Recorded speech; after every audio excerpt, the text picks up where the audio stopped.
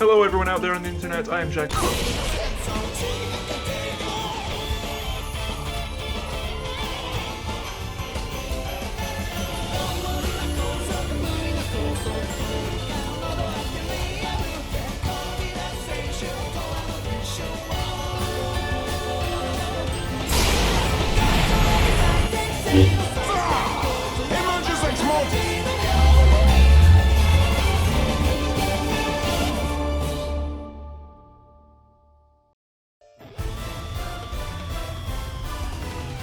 Hello everyone out there on the internet, I am Jack of all trades, here with part 3 of an ongoing series where I am looking at each of the Attack on Titan OVAs in turn.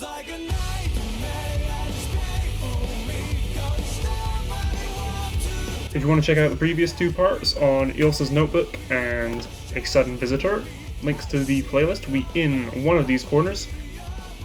The final season of Attack on Titan has not yet aired, so I ask that you please keep the comments spoiler-free for anything beyond episode 59 of the anime or chapter 90 of the manga. With that said, this video is going to be looking at my least favourite of the initial standalone 3 OVAs. It's also probably my least favourite of all the OVAs overall. Episode 3.75, Distress. Let me just clarify, I don't hate this OVA. It's just not as interesting, action-packed, surprising, or funny as the others. First released in August 2014, though I don't know exactly how. The Attack on Titan wiki says that it came with a special edition of Volume 13 of the manga. Upon further inspection, Volume 13 came with episode 3.25. So if you know how this was released, please say so in the comments below and I'll pin that comment, because I've not been able to find anything concrete at the moment. During a training exercise, our characters are robbed, Historia is kidnapped, and the cadets work together to get them back. That's about it. I will be discussing spoilers for this OVA and Attack on Titan as a whole, so if you have not yet seen this 45-minute episode, I highly recommend doing so, though I can't exactly tell you how to find it, so... Do what you want, cause a pirate is free. You are a pirate. You're our fiddle-dee-dee. Being a pirate is a right to be. Do what you want, cause a pirate is free. You are a pirate.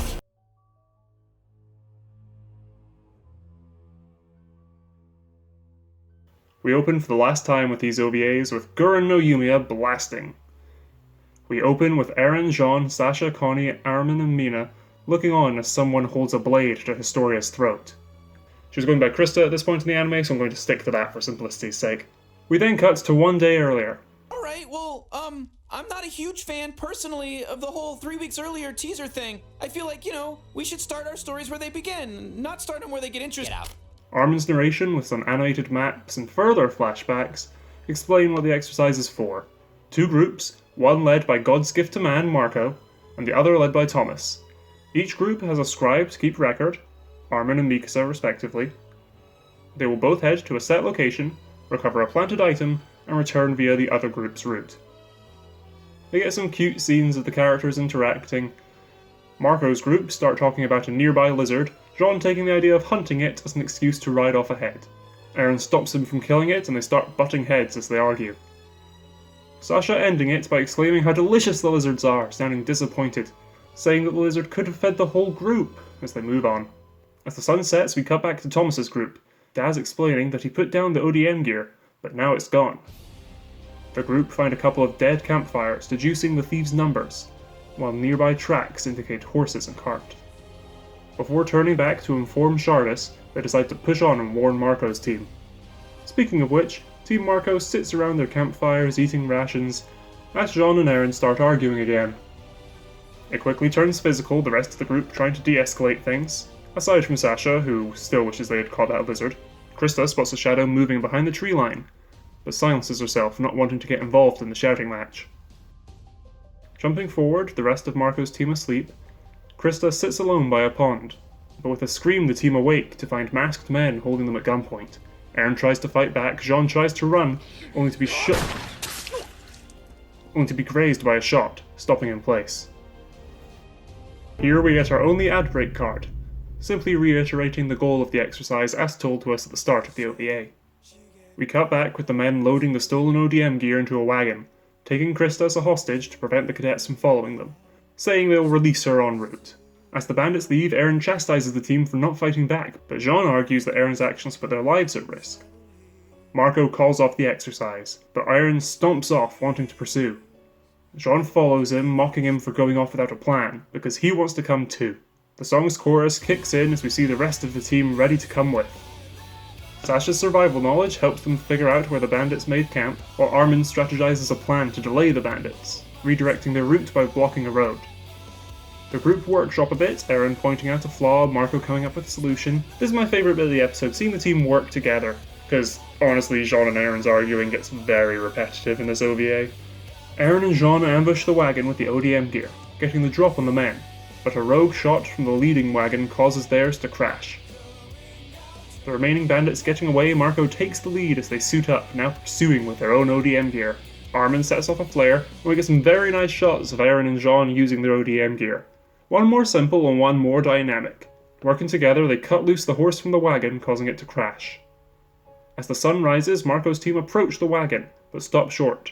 One bandit holding a knife to Krista's neck, while the other trains its gun on the cadets, bringing us back to the start of the OVA. As the main bandit mutters to himself, Mikasa and Annie drop in, disarming both men. We learn that Armin's flare led Thomas's team to the ODM gear, while Marco's team kept up the pursuit. We jump forward to the bandits being arrested by the MPs as Armin's narration starts up again. Shardus reads over Armin's account, and we get a scene with Marco and Aaron drinking tea overlooking the training camp. Marco suggests he shouldn't have taken the leadership role, but Aaron insists he did a good job. Marco modestly dismisses that, suggesting that Jean would make a better leader. Aaron scoffs, but Marco tells him he'll see one day. They watch the sunrise as Marco postures what kind of soldiers they'll turn out to be.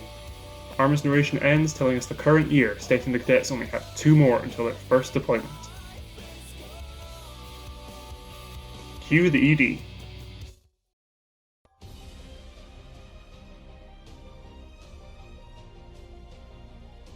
Initially I thought this was alright, it's nothing spectacular though. I remember this being a little boring the first time I saw it.